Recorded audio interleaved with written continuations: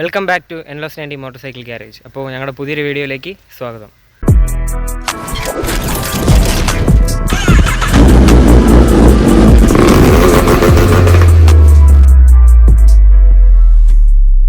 അപ്പോൾ കഴിഞ്ഞ വീഡിയോയിലെ പോലെ തന്നെ ഒരു ഫുള്ളി റീസ്റ്റോർഡ് ആയിട്ടുള്ള ഒരു RX 135 ആയിട്ടാണ് ഞാൻ വന്നിരിക്കുന്നത്. അപ്പോൾ ചെറിയൊരു വ്യത്യാസമുണ്ട്. കഴിഞ്ഞ വീഡിയോയിലുണ്ടായിരുന്നത് ഫുള്ളി മോഡിഫൈഡ് ആയിട്ടുള്ളൊരു വണ്ടിയായിരുന്നു. അപ്പോൾ ഇന്ന് ഞാൻ കൊണ്ടുവന്നിരിക്കുന്നത് സ്റ്റോക്ക് കണ്ടീഷനിലുള്ളൊരു വണ്ടിയാണ്. അപ്പോൾ എൻ്റെ പിന്നിൽ ഇരിപ്പുണ്ട് ആ വണ്ടി. അപ്പോൾ നമുക്ക് ആ വണ്ടിയുടെ വിശേഷങ്ങളും അതിൻ്റെ ബാക്കി ഡീറ്റെയിൽസും എത്ര കോസ്റ്റ് ചിലവായി എന്നുള്ള കാര്യങ്ങളിലോട്ട് നമുക്ക് പോവാം.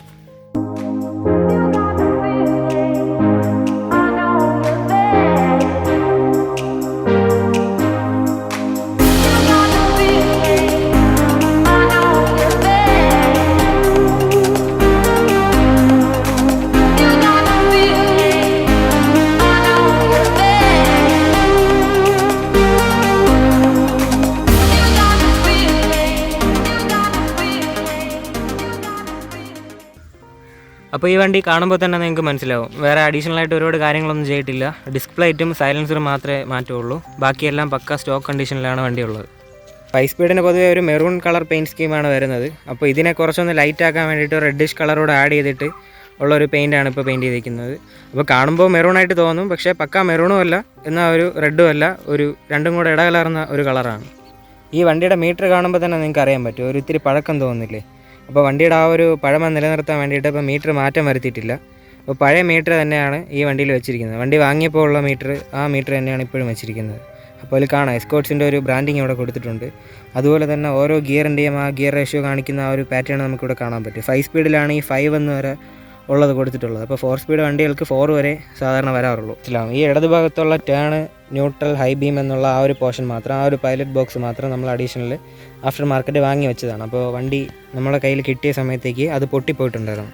അപ്പോൾ അത് പഴയത് തന്നെ കിട്ടാനില്ലാത്തതുകൊണ്ട് നമ്മൾ ആഫ്റ്റർ മാർക്കറ്റ് വാങ്ങി വെച്ചതാണ്. അപ്പോൾ റൈറ്റ് സൈഡിലുള്ള ടേൺ ഇൻഡിക്കേറ്ററും നമ്മുടെ കീ ഇടുന്ന ആ ഒരു കീ പോർട്ടും എല്ലാം പഴയത് തന്നെയാണ്. അപ്പോൾ വണ്ടിയുടെ ആ ഒരു പഴയ ആ ഒരു ലുക്ക് ഇപ്പോഴും ആ കൺസോൾ നോക്കുമ്പോൾ നമുക്ക് മനസ്സിലാവും. അപ്പോൾ ഇത് വണ്ടിയുടെ സ്റ്റോക്ക് ഹെഡ്ലൈറ്റാണ്. അപ്പോൾ ഈ ഹെഡ്ലൈറ്റിലൊരു മാറ്റമെന്ന് വെച്ച് കഴിഞ്ഞാൽ നമുക്കിതിൻ്റെ കവർ കാണുമ്പോഴത്തേക്കും മനസ്സിലാവും, ഇവിടെ ഒരു ചെറിയ കർവുണ്ട്. അപ്പോൾ കാരണം എന്തെന്ന് വെച്ച് കഴിഞ്ഞാൽ RXൻ്റെ അവസാനം ഇറങ്ങിയ സീരീസിൽ റൗണ്ട് ടൈപ്പ് മീറ്റർ വരുന്നൊരു വണ്ടിയുണ്ട്. അപ്പോൾ അതിലുള്ള ആ ഒരു ഹെഡ്ലൈറ്റിൻ്റെ കവറാണ് നമ്മളിതിൽ യൂസ് ചെയ്തിരിക്കുന്നത്. അതുകൊണ്ടാണ് ഇവിടെ ഒരു ചെറിയൊരു കർവ്. അപ്പോൾ ആ വണ്ടിയിൽ സ്പീഡോമീറ്ററിൻ്റെ കേബിളൊക്കെ പോകുന്നത് ഈ ഒരു ഗ്യാപ്പ് വഴിയാണ്. നിങ്ങൾക്ക് ക്യാമറയിൽ എത്രത്തോളം കാണാമെന്ന് എനിക്കറിയില്ല, എന്നാലും ജസ്റ്റ് ഈ ഒരു കർവ് നോക്കി. അപ്പം നമ്മുടെ ഈ സാധാ വണ്ടിയിലായിരുന്നുണ്ടെങ്കിൽ ആ ഒരു കർവ് ഈ ഒരു ഭാഗത്തായിട്ടായിരിക്കും വരുന്നത്. ഹെഡ്ലൈറ്റ് കഴിഞ്ഞ് സൈഡിലേക്ക് നോക്കുമ്പോഴത്തേക്ക് ആ 2 ഇൻഡിക്കേറ്റർ അവിടെ കാണാം. പിന്നെ നമ്പർ പ്ലേറ്റിൻ്റെ ആ ഒരു ബോർഡ് അവിടെ ഉണ്ട്. പിന്നെ 2 റബ്ബർ ബൂട്ട് ഇതിലിട്ടിട്ടുണ്ട്. പിന്നെ ആ ഒരു സ്റ്റോക്ക് മഡ് ഗാർഡ് അതേപോലെ തന്നെ പ്ലേറ്റ് ചെയ്ത് നിലനിർത്തിയിട്ടുണ്ട്. പിന്നെ അതിൻ്റെ 2 സ്റ്റമ്പ് വരുന്നത് ഗ്ലാഡിയേറ്ററിൻ്റെ സ്റ്റമ്പാണ്. ഫ്രണ്ടിൽ 2 ഷോക്ക് ഒബ്സർ നോക്കിക്കഴിഞ്ഞാൽ നമുക്ക് മനസ്സിലാവും, അത് ഗ്ലാഡിയേറ്റർ എന്ന് പറയുന്ന യമഹയുടെ വണ്ടിയുടെ 2 ഷോക്ക് ഒബ്സറാണ്. അപ്പോൾ ഡിസ്ക് ബ്രേക്ക് സെറ്റ് ചെയ്യാൻ വേണ്ടിയിട്ടാണ് നമ്മൾ ഇതിൽ ഇൻസ്റ്റാൾ ചെയ്തിരിക്കുന്നത്. എന്നിട്ട് അതിലിപ്പോൾ യൂസ് ചെയ്തിരിക്കുന്നത് RX കിങ് എന്ന് പറയുന്ന വണ്ടിയുടെ ഡിസ്ക് പ്ലേറ്റാണ്. അല്ല, കാലിപ്പർ യൂസ് ചെയ്തിരിക്കുന്നത് നമ്മുടെ യമഹ FCയിൽ വരുന്ന ആ ഒരു ടൈപ്പാണ്. അപ്പോൾ സ്റ്റോക്ക് വണ്ടി എന്നുള്ള നിലയിൽ ഡിസ്ക് ചെയ്യാൻ വേണ്ടിയിട്ടാണ് ഈ ഒരു മാറ്റം വരുത്തിയിരിക്കുന്നത്. RXൽ പൊതുവേ ഉള്ളതുപോലെ തന്നെ 2 ടൈപ്പ് ക്രാഷ് ഗാർഡുണ്ട്. അപ്പോൾ അതിൽ ഷോർട്ട് ക്രാഷ് ഗാർഡാണ് ഇതിൽ ഉപയോഗിച്ചിരിക്കുന്നത്. അപ്പോൾ ബട്ടർഫ്ലൈ ടൈപ്പുള്ള ഒരു വലിയ ക്രാഷ് ഗാർഡും സാധാരണ നമ്മൾ കാണാറുണ്ട്. 5 സ്പീഡിൻ്റെ അതേ സീറ്റ് തന്നെ നമ്മളതിൽ നിലനിർത്തിയിട്ടുണ്ട്. മുകളിലത്തെ റെക്സിം മാത്രമേ മാറ്റിയിട്ടുള്ളൂ. അപ്പോൾ കഴിഞ്ഞ വീഡിയോയിലത്തെ പോലെ ആ ഒരു RDUS സ്പെക്ക് പോലെ ആ ബാക്കിൽ ഹമ്പോ കാര്യങ്ങളോ ഒന്നും ക്രിയേറ്റ് ചെയ്തിട്ടില്ല. സ്റ്റോക്കായിട്ടുള്ള ആ ഒരു സീറ്റ് തന്നെയാണ് ഇപ്പോഴും നിലനിർത്തിയിരിക്കുന്നത്. പിന്നെ വണ്ടിയുടെ പുറകിലിരിക്കുന്ന പില്ലിയണ് യൂസ് ചെയ്യാനുള്ള ഒരു ഹാൻഡ് റെസ്റ്റ് അതൊക്കെ പഴയ പോലെ തന്നെ പ്ലേറ്റ് ചെയ്ത് ഇവിടെ നിലനിർത്തിയിട്ടുണ്ട്. വണ്ടിയുടെ ഷോക്കൊക്കെ സ്റ്റോക്ക് തന്നെയാണ്, അതിൽ മാറ്റമൊന്നും വരുത്തിയിട്ടില്ല. പഴയ വാങ്ങിയപ്പോഴുള്ള ഷോക്കല്ല, രണ്ടാമത് വാങ്ങിയതാണ്. അപ്പോൾ പഴയത് ഡാമേജ് ഉണ്ടായിരുന്നു. പിന്നെ വണ്ടിയുടെ ഹെഡ്, വണ്ടിയുടെ എൻജിൻ കവർ അതൊക്കെ ഒരു സിൽവർ കളർ പെയിൻറ്റ് ചെയ്ത് ടാങ്കിന് മാച്ച് ചെയ്യുന്ന രീതിയിൽ തന്നെ വെച്ചിട്ടുണ്ട്. കാർബറേറ്ററിൽ മാറ്റമൊന്നും വരുത്തിയിട്ടില്ല, സ്റ്റോക്ക് കാർബറേറ്റർ തന്നെയാണ് ഇപ്പോഴും യൂസ് ചെയ്തിരിക്കുന്നത്. വണ്ടിയുടെ ഈ ഒരു ടൂൾ ബോക്സ് നമുക്ക് നോക്കാം. അപ്പോൾ ടൂൾ ബോക്സ് സാധാരണ 4 സ്പീഡ് വണ്ടികളിലൊക്കെ വരുന്നത് വലത് ഭാഗത്ത് നിന്ന് ഇടത്തേക്ക് തുറക്കുന്ന രീതിയിലാണ്. അപ്പോൾ 5 സ്പീഡിൽ മാത്രമാണ് മുകളിൽ നിന്ന് താഴോട്ട് തുറക്കുന്ന രീതിയിൽ ബോക്സ് വരുന്നത്. അപ്പോൾ ഞാൻ തുറന്ന് കാണിച്ചു തരാം.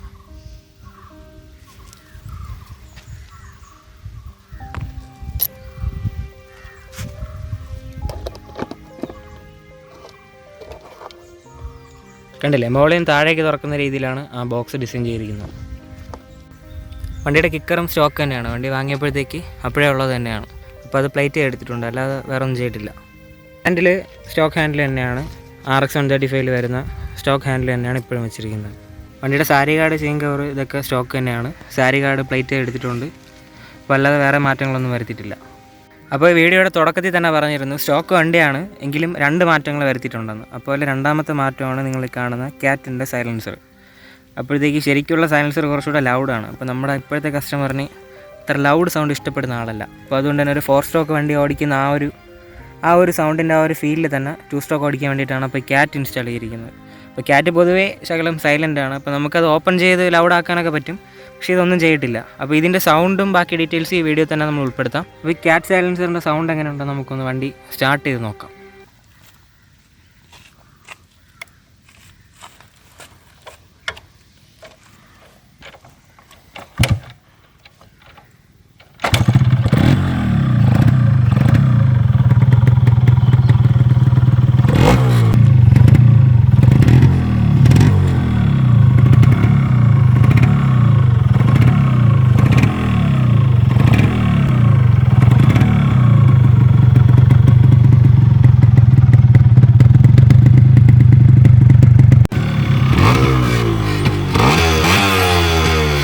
അപ്പോൾ വണ്ടിയുടെ പുറകിലുള്ള ടെയിൽ ലാമ്പും ബാക്കി ഇൻഡിക്കേറ്റർ ഗ്ലാസ് കാരിയർ അതെല്ലാം സ്റ്റോക്കായിട്ട് തന്നെ നിർത്തിയിട്ടുണ്ട്. അതിലൊന്നും യാതൊരുവിധ മാറ്റങ്ങളുമില്ല. നമ്പർ പ്ലേറ്റ് കാണാം, അതിന് മുകളിൽ എസ്കോർട്സ് യമഹ എന്നുള്ള ഒരു ബ്രാൻഡിങ് കാണാം. എടുത്തതാണ്, അത് ബ്രാസാണ്, ബ്രാസിൽ ചെയ്തെടുത്തതാണ്. അപ്പോൾ അതുകൂടി വയ്ക്കുമ്പോഴത്തേക്ക് വണ്ടിക്കൊരു ചെറിയൊരു ആ ഒരു പഴമ അതേപോലെ തന്നെ കിട്ടുന്നുണ്ട്. ടാങ്കിന് തൊട്ട് താഴേക്ക് നോക്കുമ്പോഴത്തേക്ക് റിഫ്ലക്ടർ കാണാം, അത് RX-Zൻ്റെതാണ്. അതുപോലെ തന്നെ ഫ്രണ്ട് സ്റ്റമ്പിൻ്റെ സൈഡിൽ എൻഫീൽഡിൻ്റെ റിഫ്ലക്ടറും ഒട്ടിച്ചിട്ടുണ്ട്.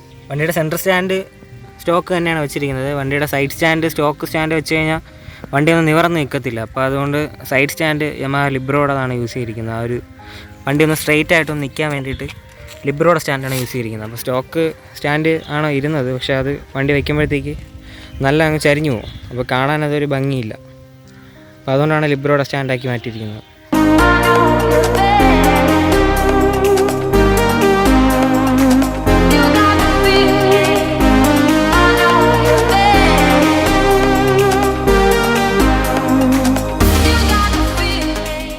അപ്പോൾ ഇത്രയൊക്കെയാണ് നമ്മുടെ RX 135ൻ്റെ ഇന്നത്തെ വിശേഷങ്ങൾ. അപ്പോൾ വീഡിയോ ഇഷ്ടപ്പെട്ട് കാണും എന്ന് വിചാരിക്കുന്നു. ഇഷ്ടപ്പെട്ടെങ്കിൽ ലൈക്ക് ചെയ്യുക, ഷെയർ ചെയ്യുക, സബ്സ്ക്രൈബ് ചെയ്യുക, പിന്നെ ബെൽ ഐക്കൺ കൂടെ ഞെക്കിക്കോ.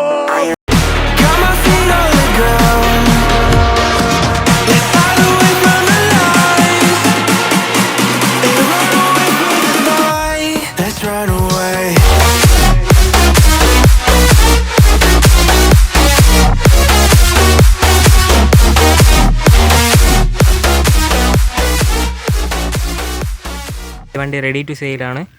ആർക്കെങ്കിലും ഇൻട്രസ്റ്റ് ഉണ്ടെങ്കിൽ ഞങ്ങൾക്ക് മെസ്സേജ് അയച്ചാൽ മതി. ഇത് കുഴപ്പമെന്ത്? അപ്പോൾ ഈ വണ്ടി സെയിലിനുണ്ടെന്ന് ഞാൻ ചുമ്മാ പറഞ്ഞാണ്, നിങ്ങളെ പറ്റിച്ചാണ്, വണ്ടി കൊടുക്കുന്നില്ല. അപ്പോൾ